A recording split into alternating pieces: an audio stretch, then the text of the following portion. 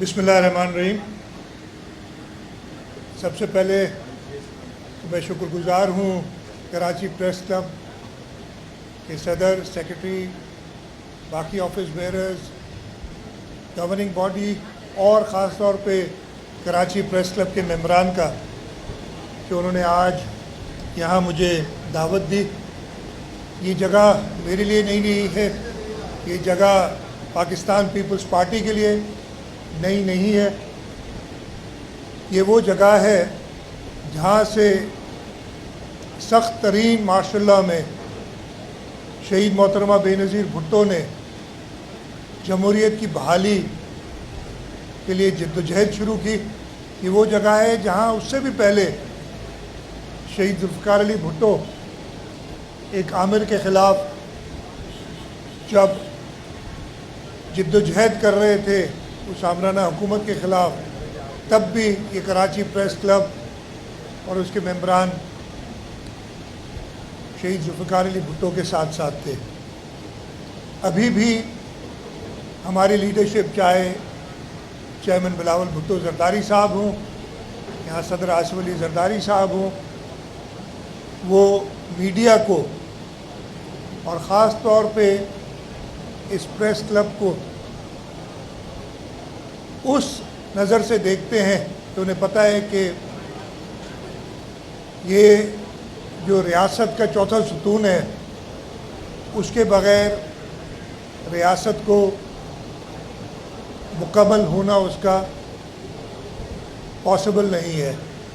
لیکن اس کے ساتھ ساتھ میں یہ بھی کہوں گا کہ میڈیا کو، پریس کلبز کو ایک بہت بھاری ذمہ داری بھی ہوتی ہے جب ہم کہتے ہیں کہ یہ ریاست کو چلانے میں ان کا برابر کا کردار ہے کہ وہ لوگوں تک وہ حقیقتیں پہنچائیں، وہ حقائق پہنچائیں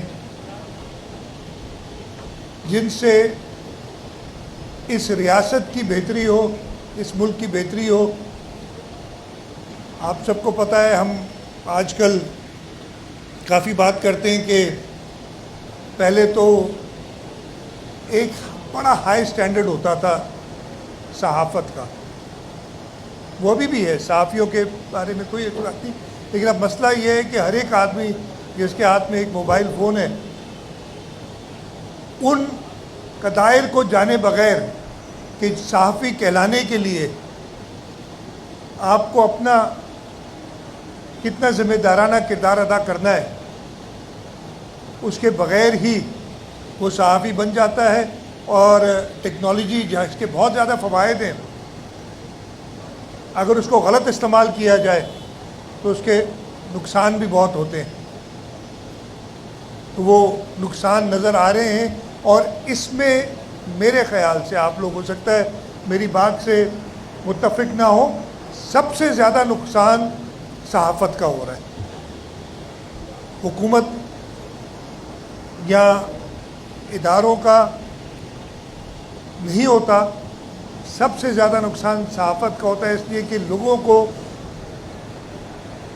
اس صحافت پہ یقین، یعنی وہ جو سمجھتے ہیں کہ وہ بات عوام تک پہنچانی ہے، اس پہ جب ایک سوالیہ نشان بن جائے، جب ہم خود سوچنے لگیں، خاص طور پہ ایسے، میں معاف کیجیے گا تھوڑا سا، کہ بہت ہی معتبر ادارے، صحافی ادارے ایسی خبریں دیں جو بعد میں غلط ثابت ہوں۔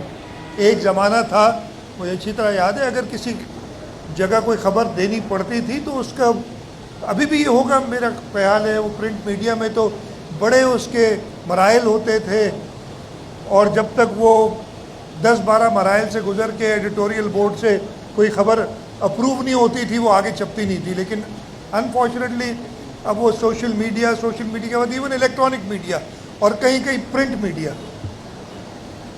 وہ ساری خبریں بغیر تصدیق کے چلا دیتی ہیں، اور اس سے، جیسے میں نے کہا، کہ نقصان اس ملک کا ہو رہا ہے اور نقصان صحافت کا ہو رہا ہے۔ آج یہاں میں جو سیکرٹری صاحب نے، شعیب صاحب نے بات کی، جو ہماری ڈسکشنز ہوئی ہیں پریس کلب کے مسائل کے حوالے سے، پریس کلب کے ممبران کے مسائل کے حوالے سے اس پہ میں نے ان سے وعدہ کیا ہے. ایک کمیٹی پہلے بھی انہوں نے بنائی ہوئی، لیکن میں نے کہا اس کمیٹی کو ٹائم لائنز دیتے ہیں، اور میں نے یہ وعدہ کیا ہے کہ آج 2 اکتوبر ہے، انشاءاللہ تعالی نومبر کے پہلے ہفتے میں یہاں پھر حاضر ہوں گا، اور وہ 5 یا 6 نکات تھے ان پہ ایک پروگریس کے ساتھ حاضر ہوں گا، تاکہ انشاءاللہ تعالی جو پریس کلب کے ممبران کے مسائل ہیں ان کو حل کیا جا سکے. سب سے ملاقات ہوئی ہے تو میں ملکی جو اس وقت مسائل ہیں ان کے بارے میں بتاتے چلوں. سب سے پہلے تو میں یہ مبارکباد سب کو دیتا ہوں کہ جو معاشی مسائل، اور یہ خاص طور پہ شروع ہوئے تھے، شروع تو بہت ہے، لیکن جب پچھلی حکومت، یعنی پچھلی حکومت جب میں کہوں گا میری مراد وہ پی ٹی آئی کی حکومت تھی، تو پی ٹی آئی کی حکومت جب ووٹ آف نو کانفیڈنس پکا ہو گیا تھا، پتہ چلا تھا کہ جا رہے ہیں، انہوں نے کانفیڈنس لوز کر لیا تھا ممبران کا، تو انہوں نے اس ملک کی اکانومی سے جو کھیل کھیلا،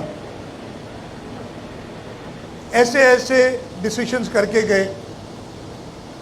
اور وہ کر کیا رہے تھے؟ وہ جان بوجھ کے، کوئی ایسا نہیں تھا کہ اپنی سمجھ رہے تھے کہ ان کی اقتدار کو کوئی طول پکڑے گی، اس سے انہیں پتہ تھا کہ وہ جا رہے ہیں، لیکن اس ملک کے لوگوں کو مشکل میں ڈال کے جانا ہے. لیکن اللہ تعالیٰ کا شکر ہے کہ 2 سال لگے ہیں. اس کے بیچ میں ایک الیکشن بھی آیا، ایک انٹرم گورنمنٹ بھی آئی، جس کی وجہ سے نیچرلی سلو ڈاؤن، دنیا آپ سے بات کرنا چھوڑ دیتی ہے انٹرم گورنمنٹ سے. یہ اور مسائل، یہ اور باتیں کہ آپ لوگ خود انٹرم گورنمنٹ کی کچھ چیزوں کو کہتے ہیں یہ تو بڑے اچھے ڈیسیشن تھے، اور باقی کہتے ہیں ان کو تو پاور ہی نہیں تھا. یہ پک اینڈ چوز نہیں ہونا چاہیے ان چیزوں میں.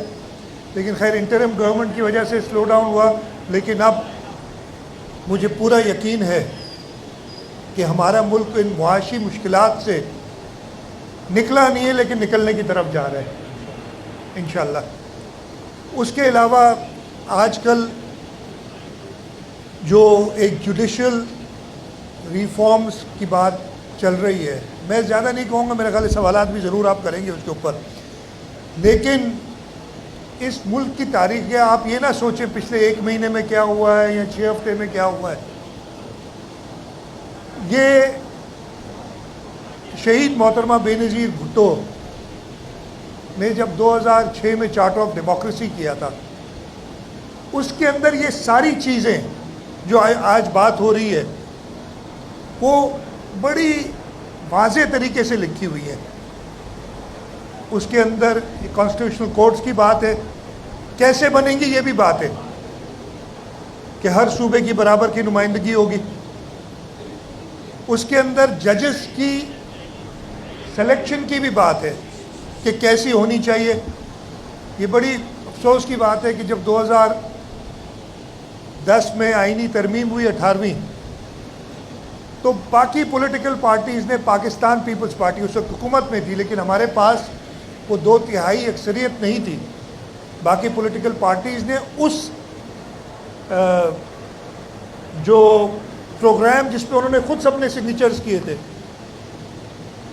اس کو پائے تکمیل تک پہنچانے میں اپنا حصہ نہیں ڈالا. اور اس وجہ سے بلکہ ہوا کیا کہ جب وہ جیسے چارٹر آف ڈیموکریسی میں تھا کہ ججز کی سلیکشن کے لیے ایک آئینی کمیٹی ہوگی جو الٹیمیٹلی اپروو کرے گی، جب وہ 18ویں ترمیم میں ڈالا گیا تو اس وقت کے چیف جسٹس نے بالکل میں کہوں گا ایک آئینی ادارے کو، جس نے آئینی ادارہ بھی highest forum of the country, national assembly of Pakistan اور سینٹ پارلیمنٹ، اس کو انہوں نے لٹرلی بلیک میل کر کے اور وہ ایسا بنا دیا سسٹم ججز کی سلیکشن کا کہ جس پہ آج تک وہ خود نہیں اتفاق کر سک رہے. مجھے یاد ہے میں ایک بار ایک judicial commission of Pakistan as law minister اس لیے کہ لا منسٹر نہیں تھے، ایڈوائزر ہوتے تھے، تو انہوں نے کہا جوڈیشل کمیشن میں وزیر آ سکتا ہے، ایڈوائزر نہیں آ سکتا. تو میں خود گیا تھا وہ ججز کی سلیکشن پہ. زیادہ ڈیٹیل آبویسلی میں نہیں بتا سکتا آپ کو، لیکن میں ایک چیز ضرور کہوں گا. میں نے جب ان کے جو ججز کی کنفرمیشن کی بات تھی سندھ ہائی کورٹ کے، تو سارے جو جج صاحبان بیٹھے ہوئے تھے، سینئر چیف جسٹس صاحب تھے، سینئر 3-4 ججز تھے، سندھ ہائی کورٹ کے چیف جسٹس تھے، وہ سب کے سب وہ 3 جج تھے جن کو انہوں نے کنفرم کرنا تھا یا ایکسٹینڈ کرنا تھا یا نوکری سے فارغ کرنا تھا. تینوں نے ان کی، سب نے نہیں، میجورٹی نے یا زیادہ لوگوں نے ان کی برائیاں کی کہ یہ غلط ہے، یہ غلط ہے، یہ غلط ہے، اس کو کنفرم نہیں کرنا چاہیے. تو جب میری باری آئی تو میں نے کہا کہ میں زیادہ اور کچھ نہیں ہوں، آپ لوگوں کا میں نہیں جانتا ان کو، میں قانون کا شاگرد بھی نہیں ہوں، لیکن ایک آبزرویشن میری ہے جو میں آپ کو بتانا چاہتا ہوں، یہ ریکارڈ پہ ان کے، کہ جو آپ سارے ہیں نا بیٹھے ہوئے، ان کو سیاست دانوں نے سلیکٹ کیا تھا. آپ تو چیف جسٹس تک پہنچے، ان 3 کو پچھلے سال آپ ہی نے کیا تھا، اور 1 سال میں آپ، اگر وہ آپ کی، میں یہ نہیں کہوں گا، خیر جو بھی وجوہات تھی اس پہ نہیں جاؤں گا، آپ ان کو کنفرم نہیں کرنا چاہتے، تو اس کے بعد ان ججز کو انہوں نے 6 مہینے کا ٹائم دیا تھا، اور بعد میں 6 مہینے بعد پھر ان کی رائے بدل گئی اور ان کو کنفرم بھی کر دیا تھا. تو یہ دنیا بھر میں آپ پارلیمنٹ جو ہم کہتے ہیں نا سیاست، میں اگر ایم پی اے ہوں، صوبائی اسمبلی کا ممبر ہوں، تو میں اپنے ساتھ اپنے کانسٹیٹوئنسی کی میجورٹی کو ریپرزینٹ کرتا ہوں. ڈیموکریسی کا یہی مطلب ہے. ہمارا آئین بھی یہ کہتا ہے. آئین شروعات کیسے کرتا ہے کہ ساری طاقت اس کائنات کو بنانے والے اللہ تعالیٰ، رب تعالیٰ کے ہاتھ میں، اور اللہ تعالیٰ نے پاکستان میں اس ملک کے عوام کو تھرو دے چوزن ریپرزینٹیٹیوز، یہ پوزیشن ہے. انفارچونیٹلی آپ، ہم سب مل کے سیاستدان کو سمجھتے ہیں یہ تو چلو ایسے ہی ہے، کوئی اور کسی اور فارم میں سامنے آتے تو اسے ڈرتے بھی ہیں، جج سے بھی ڈرتے ہیں، ڈرنا بھی چاہیے ہر ایک سے، لیکن اسی غلط بات کو بھی صحیح مان لیتے ہیں. تو اس وقت کے چیف جسٹس نے لٹرلی بلیک میل کر کے کہ نہیں تو میں 18ویں ترمیم پوری اڑا دوں گا، آپ کو یاد ہوگا سارا یہ، اور انہوں نے اس کا طریقہ چینج کر دیا. 2008 کا ہمارا مینیفیسٹو آپ اٹھا کے دیکھ لیں. شہید محترمہ بے نظیر بھٹو نے وہی چارٹر آف ڈیموکریسی میں جو لکھا تھا، ان چیزوں یعنی کانسٹیٹیوشنل کورٹس اور ججز کی سلیکشن، اس کے بارے میں انہوں نے جو 2008 کا ہمارا منشور شہید محترمہ بے نظیر بھٹو کا آخری منشور تھا جو انہوں نے بنایا، انہوں نے لکھا تھا. اور یہ آپ ہمارے منشور اٹھا کے دیکھ لیجئے گا. آپ بات کرتے نا، کیا بلاول بھٹو زرداری صاحب کو آج سے سال پہلے پتا تھا کہ ایسے کوئی بات ہونے والی تھی؟ یہ کانسٹیٹیوشنل کورٹس سال پہلے 2024 کا مینیفیسٹو اٹھا لیں ہمارا، بیچ میں 2 مینیفیسٹوز میں ذکر نہیں ہے اس کا، لیکن 2024 کے مینیفیسٹو میں بلاول بھٹو زرداری صاحب نے جب تقریباً پورا مینیفیسٹو خود ہی لکھا اور اس کو سپروائز کیا، انہوں نے دوبارہ ڈالا 2008 والی بات اور چارٹر آف ڈیموکریسی کی بات. تو یہ جو کانسٹیٹیوشنل کورٹس کی بات بلاول بھٹو زرداری صاحب کر رہے ہیں اور بڑی پیشنیٹلی کر رہے ہیں، یہ شہید محترمہ بے نظیر بھٹو جن کی قابلیت، جن کی جو خواہش تھی اس ملک کے اوپر، اس لیے کہ انہوں نے شہید ذوالفقار علی بھٹو سے اپنی ٹریننگ لی تھی ساری، اور انہوں نے بہت مشکل مراحل دیکھے. میرا خیال ہے ان کی جد و جہد کے برابر کسی اور کی جد و جہد ہے ہی نہیں. انہوں نے 2006 میں کہا تھا کہ اس ملک کا یہی حل ہے، اور 2024 میں بلاول بھٹو زرداری صاحب نے آج سے 1 سال پہلے مینیفیسٹو کو تقریباً 1 سال ہو گیا ہے جب مینیفیسٹو آیا تھا، اس وقت تو کوئی ایسا مسئلہ نہیں تھا نا. آپ یہ جو اس وقت کہہ رہے ہیں کہ جی یہ کوئی خاص چیز کے لیے کیا جا رہا ہے کام، اس وقت تو کوئی ایسی بات نہیں تھی. آج سے سال پہلے کیوں لکھا تھا بلاول بھٹو زرداری صاحب نے مینیفیسٹو میں؟ تو یہ چیزیں ہم سب کو ذہن نشین کرنی چاہیے. یہ جو لیڈرشپ ہے، اور ہم بہت خوش نصیب ہیں پاکستان پیپلز پارٹی، اور انشاءاللہ تعالی اس ملک کی عوام خوش نصیب ہے جب چیئرمین پاکستان پیپلز پارٹی جو اس وقت پاکستان پیپلز پارٹی کو لیڈ کرے، جب وہ اس ملک کو لیڈ کریں گے. ان کی جو سوچ ہے، میں جو آپ کو بتا رہا ہوں، یہ تو ابھی مہینے 1.5 مہینے سے شروع ہوا نا مسئلہ، کہ پتہ نہیں کسی خاص شخص کے لیے کیا جا رہا ہے کہ نہیں کیا جا رہا ہے. وہ کیا 8 مہینے پہلے 10 مہینے پہلے انہیں پتا تھا کہ یہ کوئی ایسا مسئلہ آنا ہے؟ نہیں. یہ آپ کی جو پارٹی پالیسی ہے، جو آپ کی لیگیسی ہے، جو آپ کی پارٹی کی آئیڈیالوجی ہے، اس کے مطابق ہے. اس وجہ سے بلاول بھٹو زرداری صاحب، اور آپ دیکھ رہے ہیں کسی اور نے شاید یہ پک کیا ہو، لیکن لیڈ بلاول بھٹو زرداری کر رہے ہیں اس کو. تو یہ کچھ چیزیں میں نے کہا کہ ادھر آیا ہوں، اور آج کل یہ اور ٹاپک ہے تو میں نے کہا اس پہ بھی آپ سے ذکر کر دوں. میں شرجیل صاحب سے کہوں گا. مجید بھائی سب سے، میں بیٹھا ہوں نا ادھر، سینئر آخر میں بولتے ہیں. جی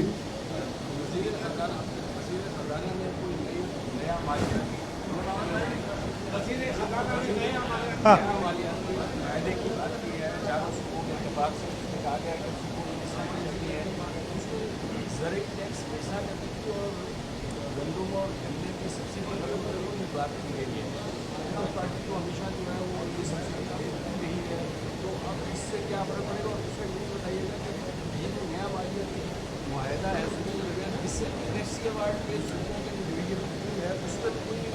اچھا، سب سے پہلے آپ کا دوسرا جو حصہ تھا اس کا جواب دے دوں کہ نیشنل فائنانس کمیشن کے ایوارڈ پہ کوئی فرق نہیں پڑے گا.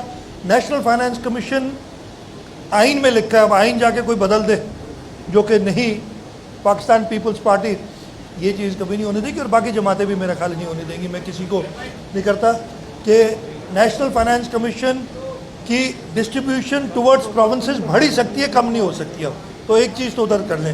آپ نے وہ نیشنل فائنینشیل پیکٹ کی بات کی، اس میں کچھ ایسی ضرور باتیں ہیں جس میں ریزرویشنز ہیں، اور ہم نے ان ریزرویشنز کو سامنے رکھتے ہوئے ایگری کیا، اور فیڈرل فائنانس منسٹر نے یقین دلایا ہے کہ آپ کی جو ریزرویشنز ہیں ان کو ہم ڈسکس کر کے پھر یہ بات کریں گے. تو وہ ہم نے جس کے اندر سبسڈی، ایکچولی سبسڈی نہیں ہے، اٹ از ڈی ریگولیٹنگ، یعنی سپورٹ پرائس بھی نہ دیں، پروکیور بھی نہ کریں.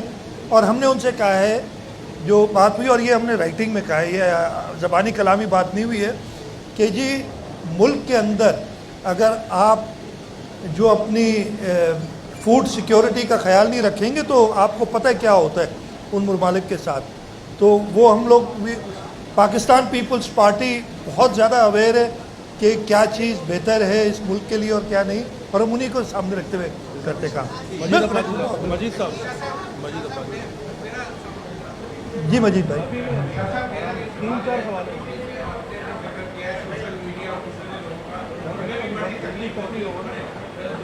میں نے کہا تکلیف ہی آپ کو زیادہ ہونی چاہیے، ہم تو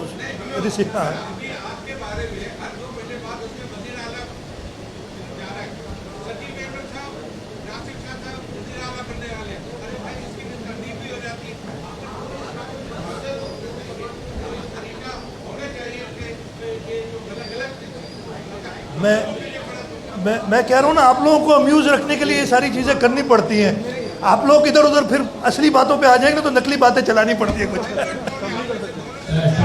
میں تو قاضی صاحب کہہ رہا ہوں نا کہ اصلی بات ہم تھوڑا جہاں سے نہیں کرنے، ہم نقلی باتیں چلاتے رہتے تاکہ آپ لوگ انگیج رہے، آپ اسی پہ لگے رہتے. یہ ہماری طریقہ کار ہے. جی جی میرا سوال یہ ہے کہ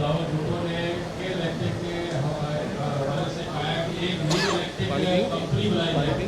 आप तो माशाल्लाह नूरिया बाग जो लाइन फंसाई थी उसके से आप बरी हो गए, आपको मुबारक भी हो। तो क्या आप कोई ऐसी कोई कंपनी बना रहे हैं जो कराची के शहरियों के लिए जो है उनकी जान छुड़ाने के लिए कोई ऐसी कोई काम हो? देखें के इलेक्ट्रिक का जहाँ तक ताल्लुक़ है, सूबाई असम्बली ने एक बड़ी सख्त मौक़िफ़ रखा था, उनको बुलाया भी था। हमारा मसला एक ये है जो हम वफाक से कई बार कह चुके हैं कि सूबाई हुकूमत का नुमाइंदा के इलेक्ट्रिक के बोर्ड पे रखें। इस वक्त जहाँ तक मुझे याद है नासिया साहब दो मेंबर्स हैं वफाक के, तीन वफाक के हैं, हमें नहीं देते वो बोर्ड की मेंबरशिप। और जब आप मैनेजमेंट में ना हो तो अंदर की बात आपको पता नहीं चलती है। तो आप लोगों के तवज्जुह से एक बात फिर मैं कहूँगा कि कराची के शहरियों को जो ये अजाब के इलेक्ट्रिक का उन्हें बर्पा कर दिया है, उसके लिए ज़रूरी है कि सिंध हुकूमत जो सिंध के नुमाइंदे हैं उनको के बोर्ड पे वफाक के जो एलोकेशन है उसमें रखा जाए। इस वक्त भी जो लोग हैं, मुझे तो पता भी नहीं कौन है, शायद इस्लामाबाद से हैं, वो आते नहीं आते हैं, क्या करते हैं, उनको कोई फ़र्क नहीं पड़ता। तो इंशाल्लाह ताला मैं दोबारा हम इस पे बात करेंगे प्राइम मिनिस्टर से कि के इलेक्ट्रिक के बोर्ड पे सिंध हुकूमत की नुमाइंदगी हो, ताकि वो मैनेजमेंट को जो ये ज़्यादती हो रही है कराची के शहरियों से उसका कुछ अजाला कर सके।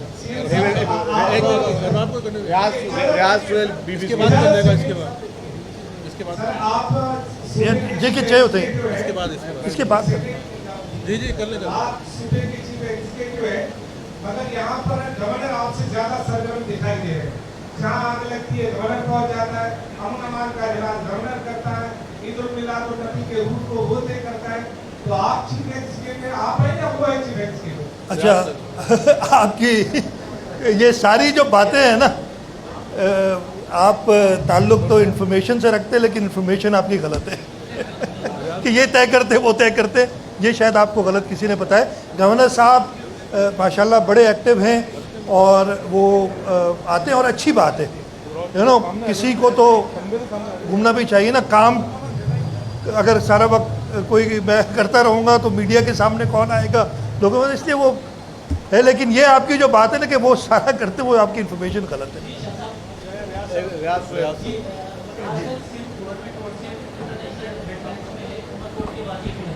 जी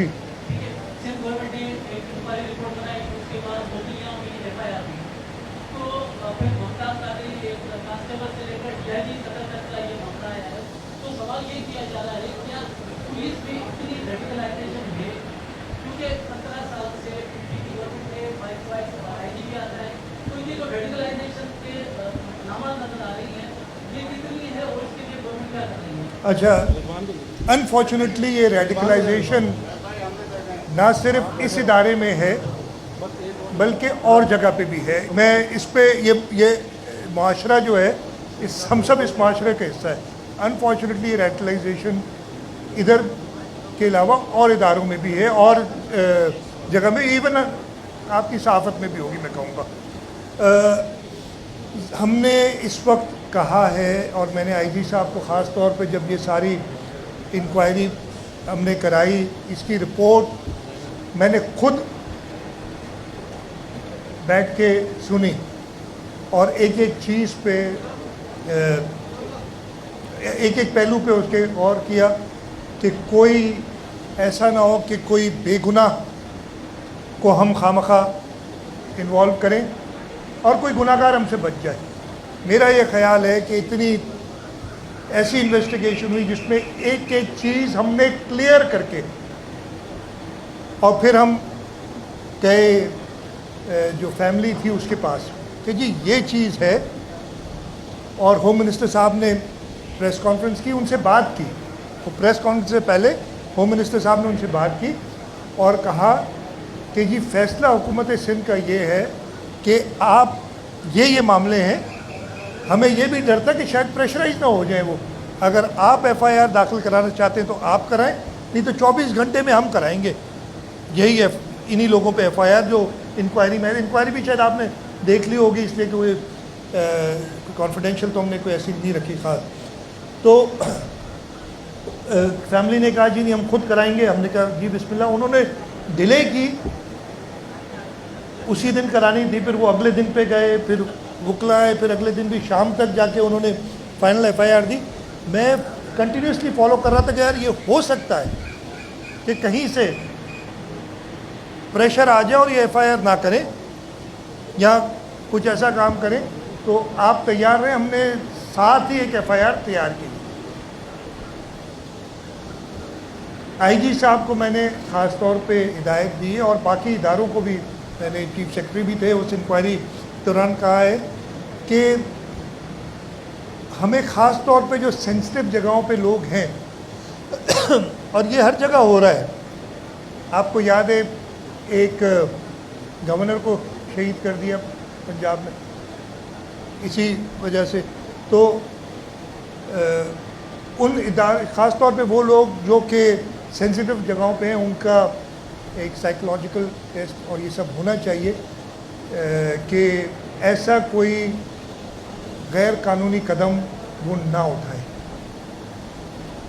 जहाँ तक इस वाक़े का ताल्लुक़ है, इंशाअल्लाह ताला जो भी इसमें इन्वॉल्व हैं, हमने तो एक इंक्वायरी की कि अब फैसला ज़रूर कोर्ट जाएगा, कोर्ट में होगा, लेकिन हुकूमत सिंध की ये पूरी कोशिश होगी कि जो भी इसमें इन्वॉल्व है उनको सज़ा मिले। इससे एक डेटरेंस पैदा होगी कम से कम। फॉर एग्ज़ाम्पल पुलिस के इदारे में मैं आपको तो कुछ नहीं कर सकता इन द सेंस कि अगर आप, मैं ऐसे ही कह रहा हूँ, अगर आप है, लेकिन अगर कोई हुकूमती इदारा, उसके कुछ लोग इन्वॉल्व हैं तो उनको इंशाअल्लाह ताला हम कोशिश करेंगे पूरी सज़ा दें। एक छोटा सा आखिरी लास्ट कर दीजिए। हाँ आखिरी जितने करेंगे मैं बारे में हाँ हाजिर है यार। जी कौन?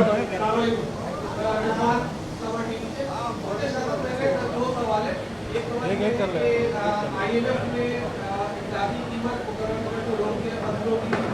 मैं उसका जवाब दे चुका हूँ, हो गया जवाब। मैं फिर बता देता हूँ।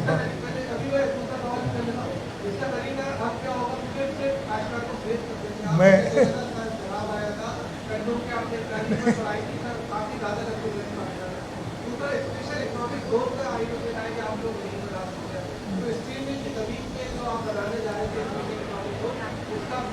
अच्छा